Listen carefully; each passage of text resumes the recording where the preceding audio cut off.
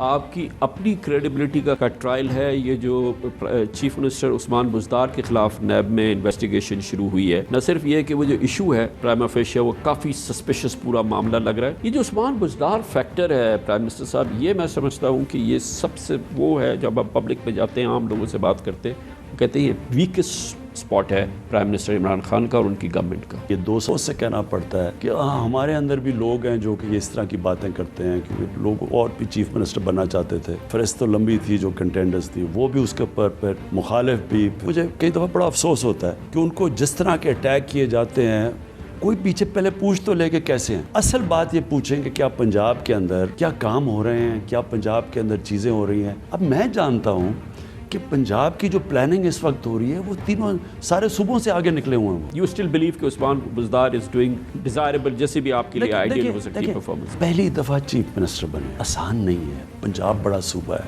मेरे ख्याल में वो सीख रहे हैं। मैं अपना कहता हूँ कामरान, मैंने जितना इन 2 सालों में सीखा है मुझे तो आइडिया नहीं था कि गवर्नमेंट क्या होती है। हालांकि मैं इनसे तो बेहतर जानता था। आप पंजाब में देखेंगे, क्योंकि मैं तो अब सारे सूबों का जायजा ले रहा हूँ ना, पंजाब इस वक्त बड़ी तेज़ी से आगे जा रहा है।